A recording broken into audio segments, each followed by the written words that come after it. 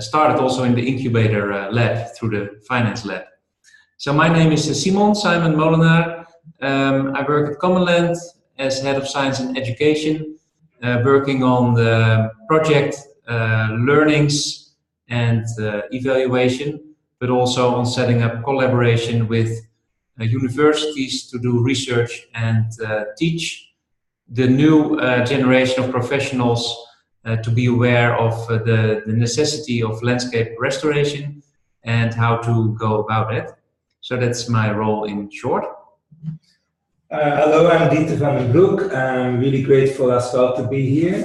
I as well work for Commonland. I'm creative director of the 4 Returns Labs, and that's really looking at how to bring capacity building and collective leadership together with social labs, like multi-stakeholder platforms, and how we can build movements on landscapes that really can create transformation. So that's what I'm been doing. So I will start with the presentation now. Dieter and I will take turns. So I will talk first about the general approach of Commonland and the 4 Returns, and then Dieter will introduce some of our landscapes with specific attention to what the returns in these landscapes are and how we go about the zoning in these landscapes. And then I will conclude also a little bit more about how we want to attract finance and investments in our landscapes. So first, the type, of course, landscape restoration for sustainable development, because we think restored landscapes are crucial for a viable economy and for a viable development. And we want to take a holistic business approach, and I will show you in a minute what we mean with that. But first, to give you some context. The next slide should be on. Yes, there it is. So to give you some context on this world map with global soil degradation and land degradation, this is, of course, a lot of debate about definitions of what exactly degradation means and where it is. But I think in general, this map gives a picture of the situation at the moment, and I think the recent global land outlook has really been a very good step forward also to map global land degradation issues and how to view these. Just to give you some context, the next thing that I want to show is that there is a big need for landscape restoration, as was shown on the last map. But there's also a big and a great potential for restoration. So it's not just a need that cannot be met, but it's actually a need that can be met if we put the right things into place. And that's what we want to illustrate here. So there's huge potential. These numbers are probably known to you as well. The 1.5 billion hectares that are suited for mosaic landscape restoration, as calculated by the World Resources Institute. And I think this is also a picture that is attracting us, at least, to be involved in this, realizing this potential. So a famous example that is shown widely is also about the Lus Plateau. I think one of the things it really shows that this potential can be realized. So the Lus Plateau was a very degraded area, a large-scale landscape degradation. And when the government, together with the World Bank funds, decided to restore the plateau, they started this movement with the people living there to rebuild and restore the area. At least it shows that restoration can happen on a large scale. But on the other hand, we all know that the rest of the world can be much more difficult, because you cannot everywhere have a top-down movement with the government deciding to restore large areas.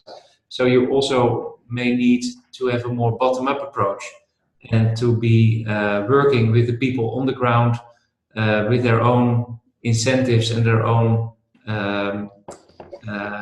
goals that they want to realize in their landscapes. So the question is how to achieve this restoration potential and also make it something that is owned by the local communities and that is economically viable. So that's the reason that Commonland exists, you could say. We are about restoring landscapes and doing that in such a way that we involve the people on the ground and that we also build sustainable for returns business cases. Now we'll come back to that, what we mean with that. So we want to achieve this restoration potential, but do it with business and do it with people on the ground. So when we talk about landscape restoration as an investment opportunity, I think the recent report of the WRI on Roots of Prosperity has given some very good summary of also the bottlenecks or the challenges that may be occurring when you want to do landscape restoration. So the time frame of return of investment is short for investors mostly. So when you talk about long-term investing in landscape restoration, that's a bottleneck. Also the size, because many restoration projects are too small for large-scale investors and to attract private finance. So you need to bundle and aggregate projects to attract this kind of money. Restoration is still considered to be risky and to have an uncertain outcome, both ecologically and socially. So you should mitigate these risks also to be able to attract private finance, to mitigate it with public finance. And as we experience ourselves in our projects, you really need catalysts to be the first ones to commit and to get landscape restoration projects started. So we work a lot with family foundations and impact investors who have the vision to get this restoration movement started. And that also requires a lot of creativity to be able to blend your finance and to build mechanisms that, that then are able to distribute benefits and costs for all stakeholders involved. So this is a general picture. This is kind of a general diagnosis that has also been reported in this report of WRI recently. And so what do we do about it? So the way that Commonland views it is that you need a simple framework with a common language that can be understood by all parties involved, and that is really making the picture more simple, but at the same time addressing different values. So that's why we came up with the 4 returns, 3 zones, and 20 years approach. We call it, in short, the 4 returns, but it's the 4 returns, 3 zones, 20 years ID, which means that we really want to focus on 4 returns: return of inspiration, return of social capital, return of natural capital, and return of financial capital. So we want to have different values in place, different returns. We work in 3 zones: the natural zone, the combined zone, and the economic zone. We will come back to that also. And we take a long-term perspective, so at least 20 years, you could say, to be able to both give the ecological restoration a chance and at the same time to build partnerships, to build trust, to be involved on the ground with communities. So this is the general framework. What we see is that the return of inspiration is really also the starting point and the glue in our projects to be able to give hope and to inspire local communities to think differently about their landscapes and to start to work on it together with their partners in the landscape to change it is very inspiring to them. Dieter will give some examples of that later. And that's also what gets the project started, but what needs to be kept alive during the project. So that's why we emphasize the return of inspiration a lot in our projects. And of course, there should be a return of social capital, which is also related to jobs, to security, to education, and return of natural capital, which is, of course, the return of ecosystem services, ecosystem functions, and focusing also on biodiversity, on water and soil quality, and return of financial capital, which must be involved to have viable businesses, because we want to start new businesses and involve existing businesses in landscape restoration. So that's a very schematic overview. We are road testing this approach, these 4 returns, 3 zones and 20 years, in 4 returns landscapes at this moment, in South Africa, in Spain, in Australia and in the Netherlands. It's quite different landscapes with quite different challenges, but they all have in common, of course, that landscape degradation occurs and landscape restoration is needed. And at the same time, it shows also that there is not one size fits all. So we have a general framework, but we apply it in different ways in these landscapes. And it also means that there's different ways of theories of change and intervention strategies that we use in these landscapes. And Dieter will tell something about how we go about that in the next part. Thanks, Simon. That's a great introduction. So what I'm going to do is go through the different returns and the 3 zones and give some examples what we did and how we did that. So the first one is return of inspiration. I think Simon said that well. I think we really believe that's the foundation of any project. So what we notice a lot, what we do with projects or communities, we straight away want to try to get into the solutions and try to solve the problem from an outset, from an outside perspective, or from a science perspective. And what we really see when you really want to transform a system, you need to do it with the stakeholders, build an intention with them, build trust between them. And when you start building that, new and innovative kind of solutions gonna come out. And as well, you need to multiple stakeholders in that conversation, because the solutions lies within those stakeholders. First of all, when they can start understanding each other's perspective and start being compassionate to each other and start understanding where everybody coming from, we really can create some systematic solutions. So that's what we did in Spain. We had a workshop for 2 days with stakeholders, really mapping and understanding what they do, but mainly really building around trust. We did the same in Holland, a 2-day workshop, really exploring that. And when I look at my own experience, what we did in South Africa, the project I started 7 years ago, was really, it took us 5 years really to shift people's mindsets, shift people's kind of ideas, that they could trust each other, to work with each other, but as well start trusting conservation and other actors around them.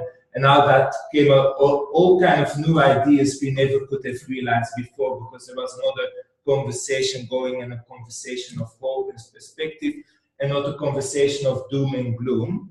So that's really the kind of inspiration, return of inspiration.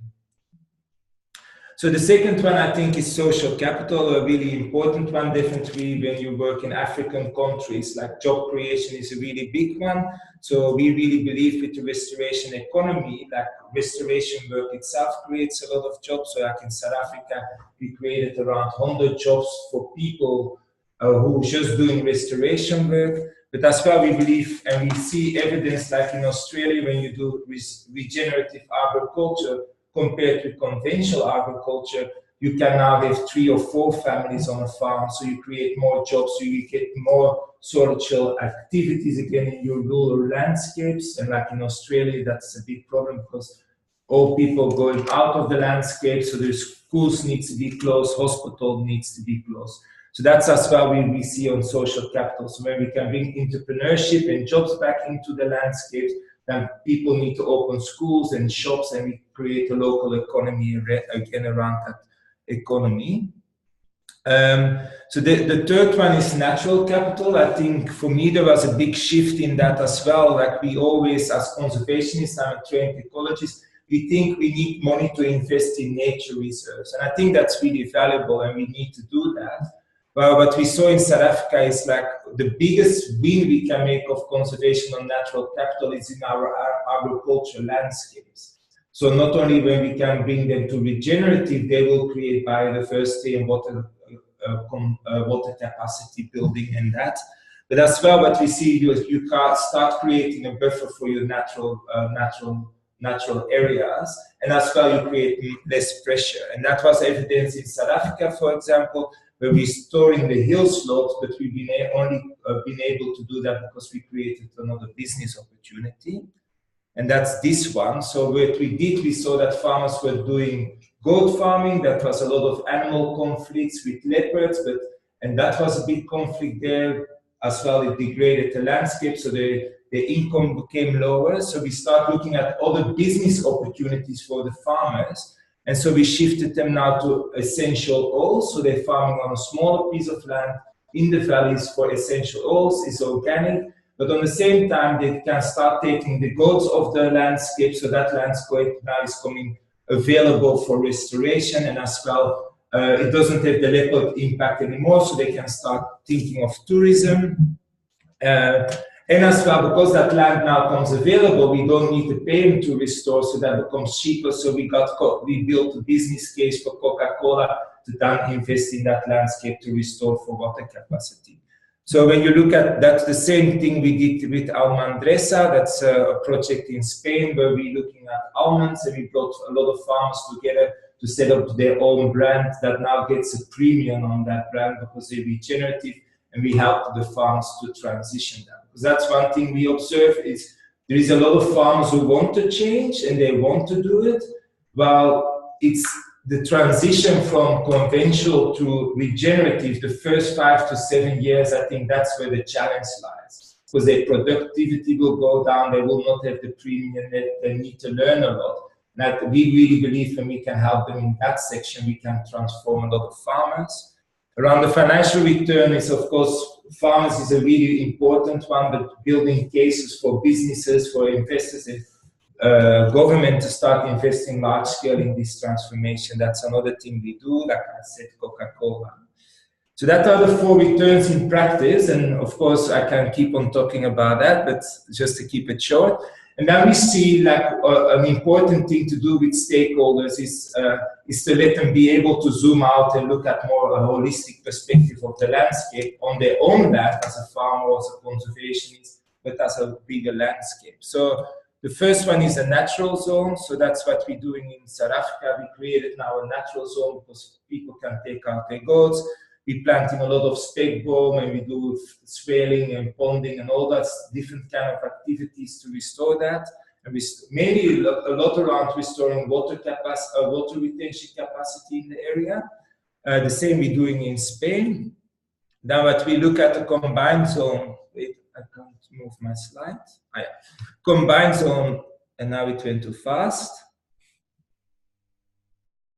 So the combined zone, just ignore the slides for a minute, but the combined zone is really that agroforestry kind of idea. Where can you farm with nature, and how can we have still biodiversity but still earning some money with that? And that's the essential oils and the Almendresa and how we can do that. And I think a lot of you know around agroforestry kind of concept.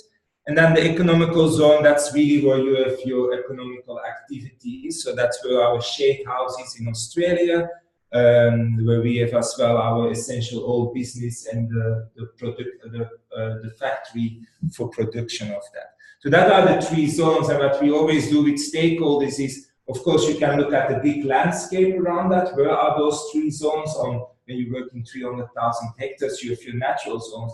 But you can use those 3 zones when we work with farmers as well to see how they can create those 3 zones on their own farm. Where is their natural zone? Where is their combined zone? And start seeing how they can link. I think another one, what we start realizing is when we work with stakeholders, most of the time as NGOs, we really work with projects. We come in and we have a project that's 3 years long. And after the 3 years, okay, then we look again, or we do, or we stay.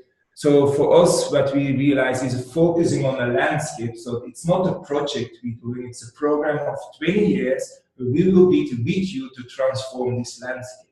And we see a fast, big shift in stakeholders that they say, oh wait, we're not just a project for you, you really want to be part of our community and transform it.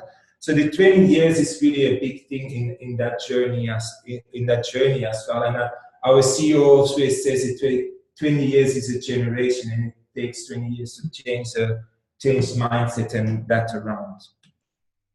So again, the space is around the 3 zones and how we can create those 3 zones and how can they link.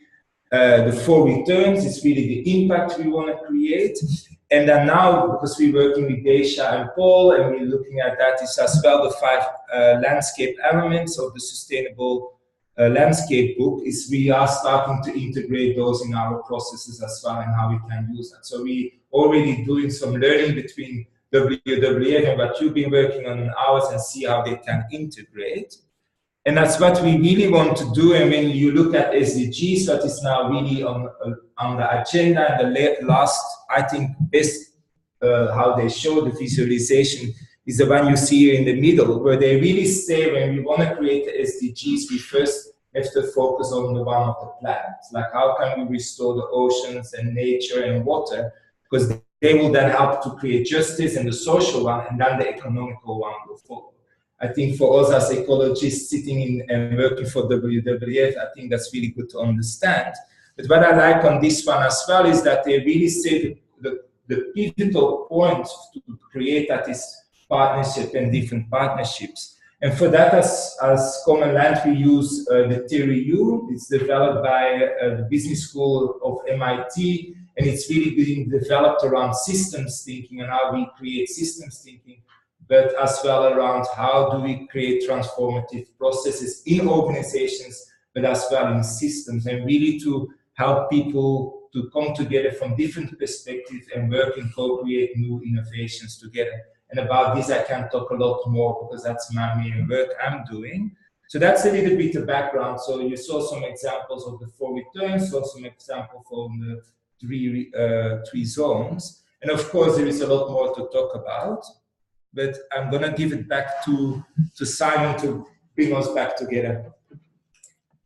Thank you, Dieter, for the practical examples. Yes, I just want to sum up to you some of the common denominators that we think 4 returns, 3 zones, and 20 years are given. So first, like Dieter just explained, it's an holistic approach, it's a systems approach, and we want to create multiple values or multiple benefits or multiple returns, as we call it. We want to talk about large scale, but that can of course be interpreted in different ways. What is large scale? But we want to start thinking about 100,000 hectares at least, and then to apply this zoned approach within a landscape. We talk about long-term commitment, long-term thinking. And I think one thing we could still improve on also very much would be to introduce more scenario thinking, and also introducing that in our master planning. But at least we want to be involved in ecological and social processes that take a lot of time. It's stakeholder based, so we want to implement strategic landscape restoration partnerships. So it's really about building partnerships, involving stakeholders, engaging stakeholders, but also to involve corporates and businesses in these partnerships. So it's public-private, multi-stakeholder partnerships. We take a business-driven approach, which means that we develop new businesses and also involve existing businesses, but at least want to catalyze also private investments in the landscape. That also relates to this transformational change, for which you need a real common vision and to have a real impact on the landscape. And it's landscapes, of course, both ecosystems and communities. So we want to impact both. And then this is also referring to this little landscapes handbook that you have been contributing to yourselves. I think this process description, it's really about the 5 process steps that Dieter also referred to in the last slide. It's about building these multi-stakeholder partnerships, building joint vision and understanding, start to plan collaboratively, and then have a good implementation scheme with prototyping and also reflective monitoring. And after adapting things and changing things based on your learnings, you can then also start upscaling and replication. So this is really closely related to these 5 process steps. And then I think wrap up, we want to show you some of the approach, how we think we can attract both public and private finance into the landscape and to invest in the landscape. So we do that, like I said, with building new enterprises, but also involving existing businesses, and to make it work in that way. So first, we mobilize these investments into 4 returns business cases. So all our business cases should have these 4 returns and apply to these different values. And we do that in the economic zone and in the combined zone. Then we also want to attract government subsidies and grant money, and we channel that towards restoration projects in the natural zone and in the combined zone. Together, these money flows, but also these projects in the natural zone, combined zone, and the economic zone deliver 4 returns for the whole landscape. And then we think the value is increased. So that is also about, of course, restoring ecosystem services and ecosystem functions. So we want to capture this value that is also delivered by the social and the natural capital. So at this moment, we're also working on this with Wageningen University and the Ecosystem Services Partnership to develop some guidelines, also together with WRI, on how we could capture this value that is delivered by the landscape. And then if you're able to do that together, this monetized values with the financial returns also bring cash flow into the region. So that's the general schematic picture, which is of course applied in different ways in the landscapes that Dieter just talked about.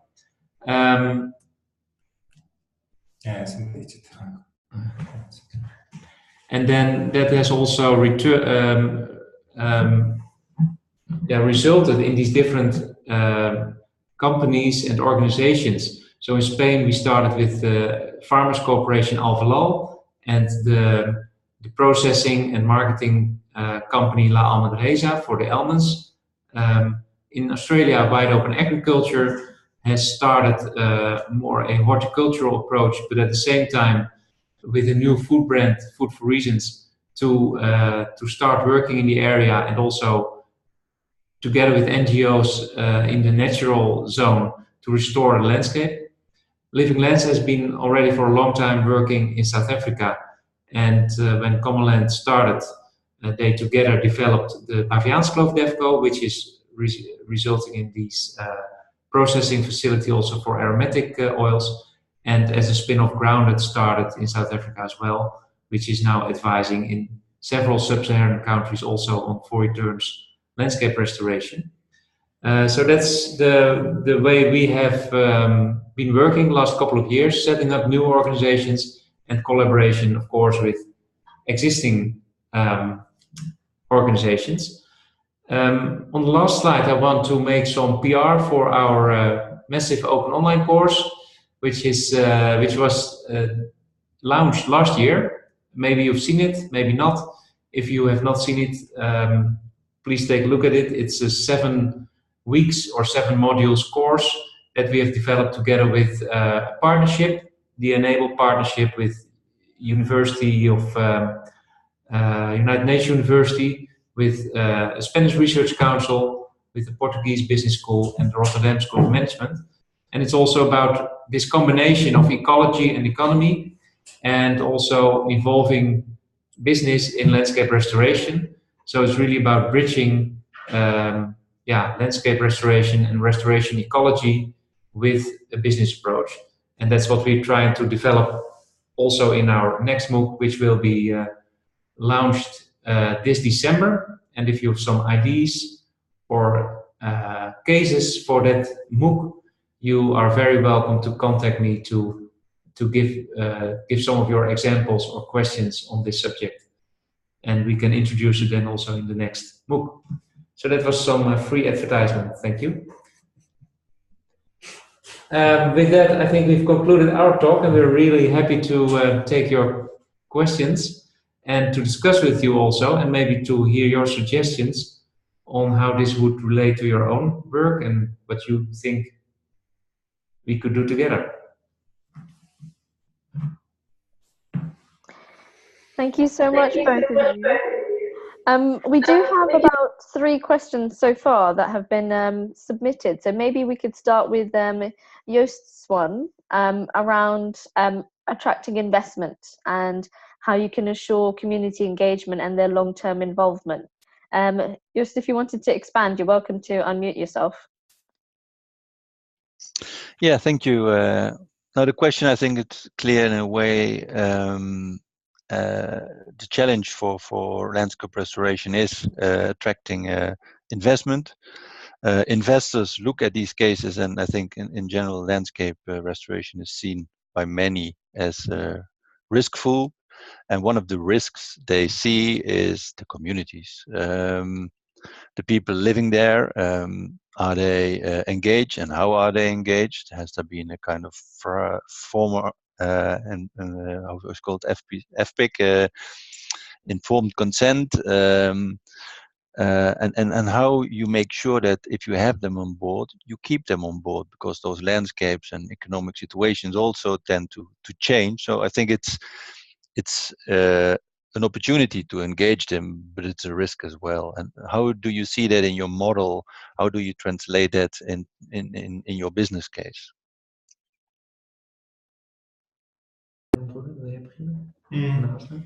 So it's for me 2 questions there. Of course, is how do you engage communities, and that depends from landscape to landscape. Of course, when working in Australia or Africa, that's 2 different things. And then the second call, how do you involve them in business and that they stay involved in the business? So that are different models around that. I think from my experience, I'm doing a lot of stakeholder engagement and mobilization and that kind of thing. When you really want to get communities engaged, I think the first step we need to do in this work is to let go of our own agenda. So, and really work with them. And the first step is really start listening to them and start really understanding what their challenges are. And sometimes that are not things that are straight away on our agenda in the beginning, but when we can help them through that and see what their bigger dreams and hopes and aspirations are for the future, and we can help them with that. Some things maybe not, some things we can, and start then slowly linking to that, to the restoration agenda. Then I think we can really get them engaged, and then they start seeing that that restoration agenda is addressing their needs. I think what we do a lot in conservation is we have a project and we have an agenda and we want to achieve certain things, and then we go into those communities, hey, you need to do that, and we will pay you even for that. But then you start in a negotiation space, because then they're like, yeah, we don't really need that, and let's negotiate, and then when the money falls away. So I think when you really talk for me about stakeholder engagement and how get communities, is my main question there is how can we slow down and how we can really start listening to the communities and work from them. And I think that's the same with the multi-stakeholder platform. So when you work with business and other governments, let them understand between each other what kind of the needs are and how to link. I think as conservation, we sometimes in these processes try to stand too much in the middle and try to regulate and orchestrate everything. And I think stepping out the middle and letting the purpose be at the middle and engage with that, so the communities really start having ownership of that. I think that will be one of my things. And it will work always different, and the quick wins will always be different. So that's a bit my answer on that question. Mm-hmm. Yes, to add to that, I think it is a very, very difficult thing, and also a risk in that way. So it's rightfully perceived as a risk, probably. At the same time, what we try to do is to build in incentives in our approach to be involved and to stay involved. Also through this, as we call it, business-driven landscape restoration, by providing and contributing at least to the livelihoods of the people in the project, so or in the landscapes. So, for example, I think also in South Africa now they have a new initiative with the tea, the honeybush tea, where people are depending on seasonal labor in apple production, and by providing a different way of working with a restorative crop that can also be marketed in a different way, and as such also providing not just seasonal labor but year-round labor, it is also gaining, I think, some more credits from the local people to be involved in this kind of projects. And from the business model perspective, yeah, we also talk about not just about the coalition of the willing, but also really about the coalition of the needed. So when you look at your partnership strategy, to also really involve the people that are needed to make a success of it, and not only the people who are willing to be involved. So that's of course a challenge, but could be, I think, also a crucial factor to keep it alive in the end. And yeah, then to define your partnership and then your business model in such a way that you can be orchestrating at least part of the value chain. So we really want to shorten our value chains and add value where it is needed most. So it's on the primary production side, and don't lose the value in between with all kinds of middlemen and selling and trading things. Trying to shorten these value chains, and also be involved in this negotiation space. So that's all, I think, relating to providing better circumstances, but also providing a better economic benefit. So to really try to guarantee the full returns in the business model in such a way that people stay engaged. Otherwise, it's easy to float away. Maybe short to add to that from my own experiences, when I started the project in South Africa 10 years ago, I was still young and naive and a scientist and thought, okay, I'm from European, I have now a lot of knowledge, let me go to South Africa and tell them what to do, how to do it, because we could analyze it. The land was degraded, we knew the cost, we knew it was because of goats, we knew it was a farmer's fault, they were to blame. That was my mindset then. And so with that mindset, we went in and we saw a lot of resistance. Yes, they were interested, but a lot of resistance. And at the moment we shifted and said, like, we need to understand what their needs is, and we start working with that. They start inviting us more and more into their community and engage, and we start helping with that. And then we start seeing, okay, what they need is another income. And so Simon said, we created another income for them. But now they're the people coming to us and look, we have this hill slope, can we not restore it? Because when I was younger, I knew it was green, and they don't have the concern anymore, because now they're like, okay, we have another economy, and they still are passionate about the land. So that shift around that, I think, was really important. Yeah. So can I have one more question, because I think it's very, very interesting discussion, and I know that it's a challenge with the landscape restoration, and it is also difficult to have the landscape resolve all the issues around, right? What I see a lot is in working with the communities, that it is the community, but the community itself usually is not like one group. There are differences, there are different groups within the community, and some may benefit from landscape restorations and others maybe not, or not enough. That will create some jealousy, I don't know. So that will create a lot of internal processes, social processes. What mechanisms do you put forward to well, I wouldn't say control, but to get a better handle on discussing this and resolving these kind of issues? Sorry. So Jos, can I first ask you, because you talk from your own experience and you ask a question out of your own experience, where is your main work happening, and what kind of communities are you working, what kind of landscapes, just to understand? Yes, sorry, I should have introduced myself better. I work with WWF in the governance practice, and there one of the new ideas, or new maybe not, but we talk about conservation, and we talk also more and more about inclusive conservation. It's about nature and about people. But if you talk about people, it's also not one subset of actors. There's a lot of diversity, and how can you deal with that in a productive way? Because if you don't do it right, it can easily backfire on all your good intentions. No, I think it's a really good question, Joost, and I think that with stakeholder engagement, that governance structure question is a really difficult one, because I think in each community it will be different, and in each landscape it will be different. And I think for me there is one learning there is, again, don't start with the government structure. I think what we do a lot, we let structure, we as human are like almost a slave to the structure. So we set up a structure, now we try to fit in the people. And I think we know that in organizations, but as well on landscape, it doesn't work.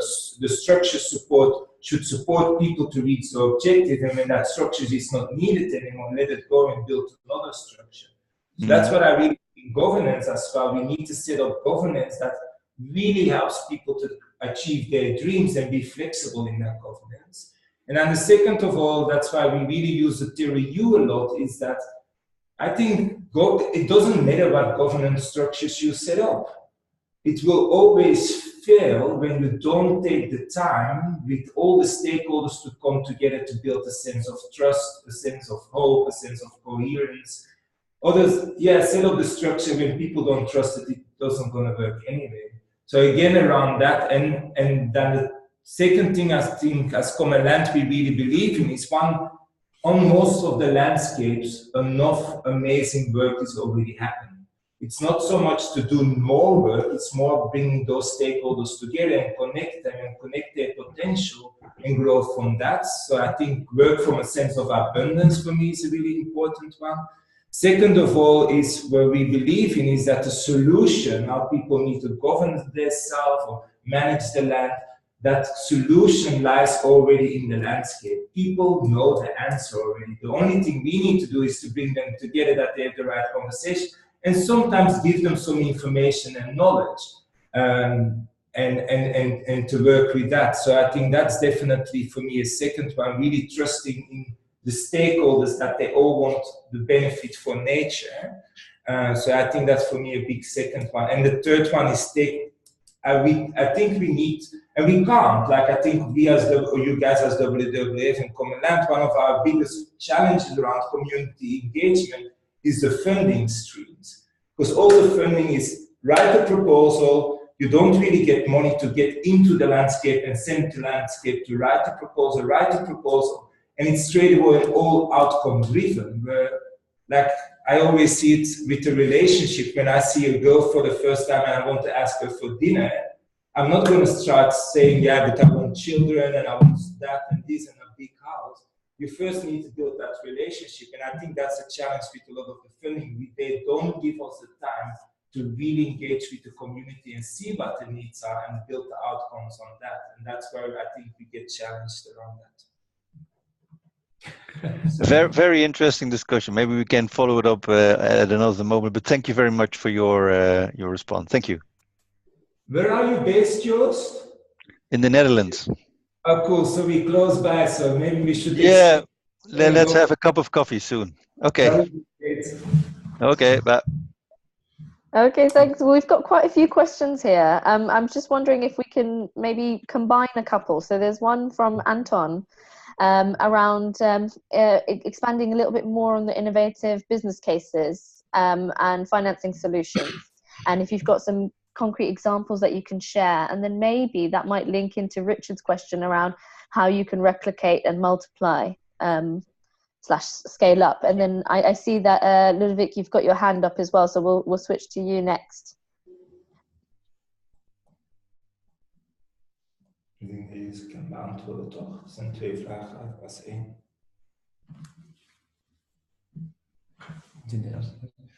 So will you ask the question now, or? Yep. Yeah. Yeah, okay. No, The questions are in the chat. There was a question from, if you look in the chat, you'll see questions in order. And there was a question from me, but I think if we take the question from Anton, I was asking about replication, but Anton was saying other cases. Anton was saying about attracting investors. One below that. Around innovative business cases. Financing solutions. Yeah. Mm-hmm. Giving some Yeah, the examples. business cases. Thanks. Yeah, this is Anton. Maybe to explain my question very shortly. This is just to give us a sense of when you had the kind of the aha effect of creating something new and innovative in a particular landscape, and maybe then and linking to the next question on scaling. If that was in some sort applicable, saying, okay, we found something new, something interesting, and we also had scalability in mind, and this is how we scaled it, and this is why it was scalable. So de vraag was aan de ene kant, wat zijn onze innovative business cases? So die kan beantwoorden. En dan de andere was meer van opschalen. En wat doen we opschalen? So I'm not sure whether I really understood the question very well. Maybe you could repeat in short. Of course. In your presentation, you said that to achieve the 4 returns, one of the key components was to find innovative business cases, and also link that to innovative financing solutions. And my question was, or ask was just to give us an example of one such innovative business case that came within your work. This first part of the question, then and then linking to Richard's question on scalability is how such innovation was then translated into into something scalable, and how you achieve the scale. Okay, thank you. Yeah, that's a very interesting question. So, to define these innovative cases, I think Dieter has talked about a few examples in very short time on how we did it. So we are really looking at viable cases that are already related to practices that people do, or changing their practice, of course, towards more regenerative practices. For example, in Spain, there is this monoculture of almonds that is not a very sustainable production, and at this moment we want to work with them together to diversify the whole system towards a more nature inclusive type of farming, and also with different products. So they're also diversifying the products that they produce. So not just almonds, but also aromatics, some pollinizers and bee and honey product, and also meat product.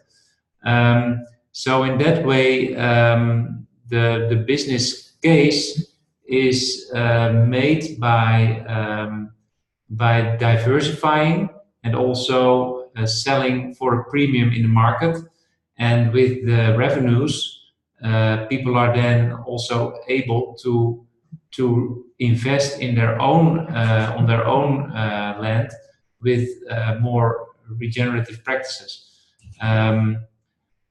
But for example, in Australia, there's a whole different idea. There they have started with a shade house, or actually a greenhouse, but then protecting from the sun and regulating temperature and water, and producing crops that were not grown at all in the area. They were always imported from the East Coast and not produced at the West Coast. And now they're serving the Perth area, so the local area in the Western Australian landscape, with these fresh vegetables and fruits that were not produced before there. So they introduced a new kind of product, and at the same time at this moment, they're trying to list the company, so they're trying to attract big investments in this company in order to start collaboration with other big farmers that want to change their practices as well.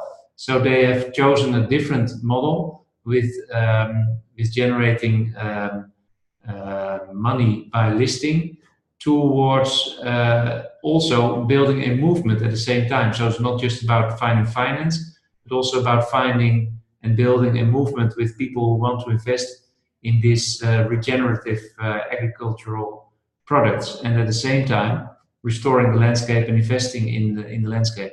And I think in South Africa, but maybe Dieter can tell that better, is also a very nice example of how they really changed the whole farming system of the farmers that stopped farming goats but started to farm and to grow crops, lavender and rosemary, for aromatic oil and the cosmetic market. And by processing these aromatics and selling these aromatic oils, they found a way to do that in that area, but at the same time, now they're looking at very different areas with very different circumstances in Africa, where they can still use that model of changing a practice towards a more better income revenue, and at the same time restoring the landscape. They do that in several ways. So that's an example of how to replicate the practice without doing the same thing in different places. Yeah, maybe to add for that, I think something we need to look at as well in this work is, like, we always talk about upscaling and replicating, and I think that's really good and we need to think about it. But I think as well in the restoration economy, we need to start building like stories, like large-scale stories, but are really transformative. So it's not one component. So sometimes before we think upscaling, I think sometimes it's good to think about deep scaling. So how, when you have one business of one project, what can you add to that is a separate project but create added value for that first thing you intervene in? So you strengthen the impact that we create with restoration economy, because otherwise you spread yourself really thin and the impact you have is not enough to transform that system. So that's around upscaling. I think, and I'm connecting to what Simon says, like the one thing what we as Commonland do is develop different pathways how we can help farmers to transform. So to create that sense of inspiration, like, oh wow, we can do things different. It doesn't need to be conventional, because that's what they get taught. You need to do conventionals, others you can't make a business and we can't feed the world. But when you start showing them other opportunities like essential oils, they're like, oh, wait a minute, we don't need to do that conventional. We have a lot of other ideas, and I think that's upscalability. Like in South Africa, we see that is that farmers doing essential oils across the mountain. We work with the tea. Those farmers now start talking to each other and say, like, wait a minute, but we can do it differently. So we start engaging in that kind of conversation. The other thing around upscaling, what we see, for example, in Holland, we have the same kind of land, the same kind of social enterprise. Start creating that storyline, and I think that's the power of the 4 returns, 3 zones. Everybody gets it. Like when I first time heard about the 4 returns, I was like, finally, I can explain what I'm doing to my mom in, it's 9 words, 4 returns, 9 words, because that's what I want to do. And we see that people really connect to that really fast, so more people want to engage with it. So at that level, I think it's building these multi-stakeholder platforms and learning journeys and collective leadership, so people can start learning from it and start replicating what they do. Because I think a lot of the people in the landscape do already 4 returns, but they never been able to frame it, and now you're connecting to them and they have the same frame, so they can start as well doing the upscaling. You can start connecting people and training more people, so you do the upscale in that second level, and that's really around systematic solutions. So on the one side is upscaling what needs to be done on the landscape, but the other side, and that's I think a big example, for example, in Holland or in Spain, is European policies. In Spain, we say to farmers, don't plow your land because then you have cover crops, more biodiversity, blah, blah, blah. While the policies, so the systematic change says, when you don't plow your land, you don't get European subsidies. So yes, the farm is going to change, but there is a policy that withholds that. And so you need to look at scalability on kind of different levels of the system, how you take away those stumbling blocks. Yeah. Thank you very much for that, guys. Very, very interesting. Yeah, and at the same time, I think your question about really innovative business models, innovative finance, there's still a lot of work to be done there, and a lot of experiences and a lot of projects that we should develop to road test and to get people on board. So if you have ideas for that, or examples, or areas where we could work together or develop something together, that would be very interesting. Yeah, I will reach out separately. Thank you for that. So we have reached the end of the time that we have, and I've noticed that a lot of people have had to run off to other meetings. I'm just wondering, I know that we have quite a few questions, and I see that Shella, you're still around, and Noman, you're still around, and if Dieter and Simon, if you have some extra time, would it be possible to ask their question? Or yeah, oh great, brilliant. And then maybe for the other questions, we can follow up with you via email and see if we can write a blog about this post event. We can do a podcast while we're answering those questions. Yeah, we can do, probably be a regular thing. Great, I'll give you the mic, Shella.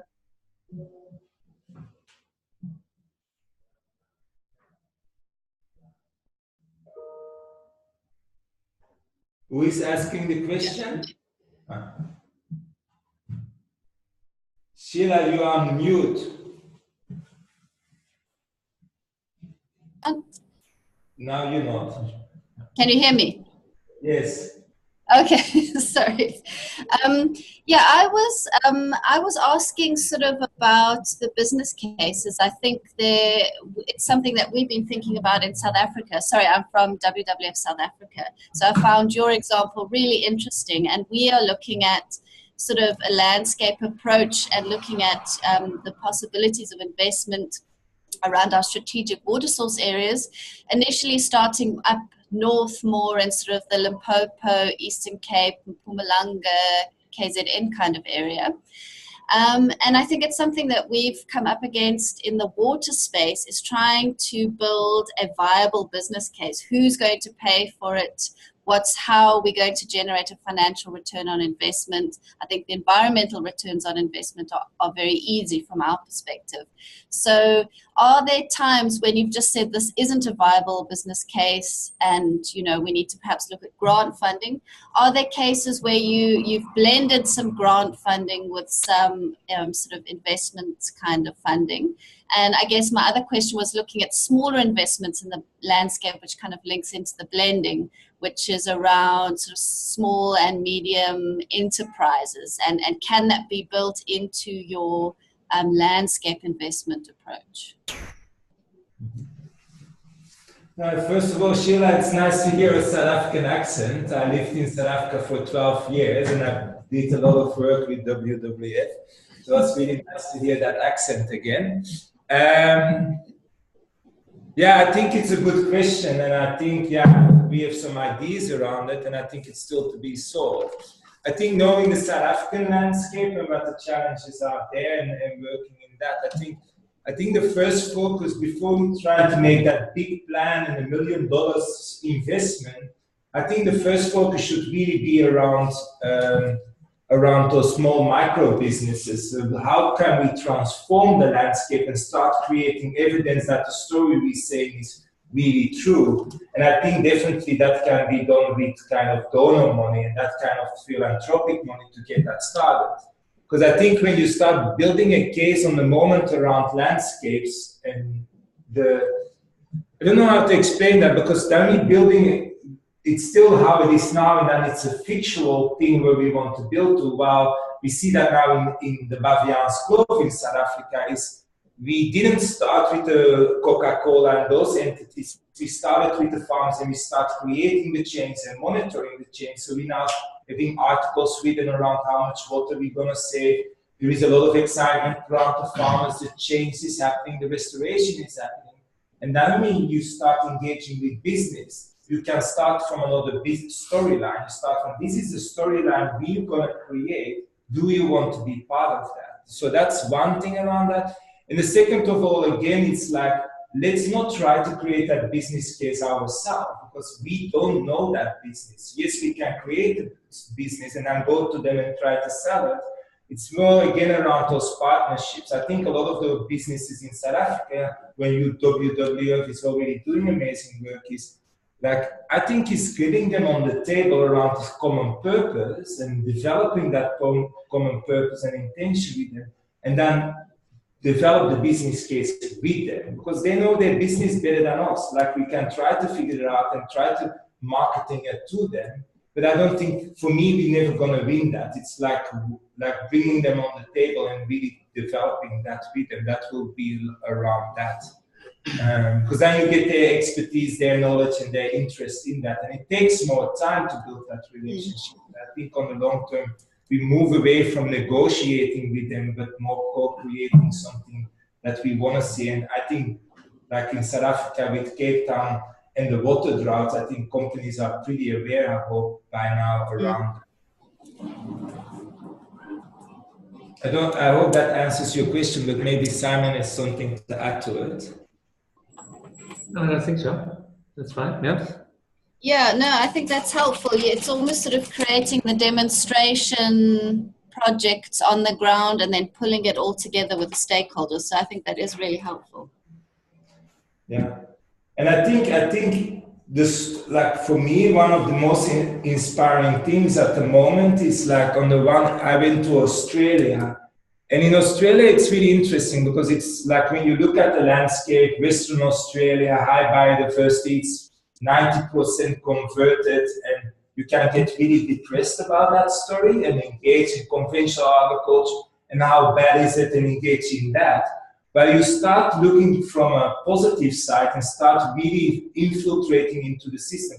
Where we find 100 farmers who are already doing regenerative, doing amazing work, or there are another 100 who wants to do it. In several companies, people are looking differently on this story. So when you start engaging with that storyline and don't say, look, we don't like the left, we don't like the degraded landscape, but we like this story. We like the story on regeneration and restoration, and start building from a positive. You're not against anything. We are about a new storyline. I think that helps creating. And in South Africa, it's already happening. I think WWF, and there are a lot of other organizations already doing great work. We need to start building a new storyline, not against something, but for something. Yeah. And that we need to do together.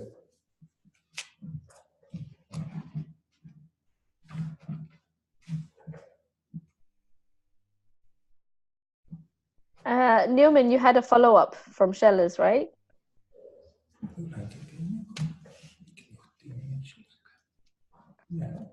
Around the banks. Did you want to expand on that?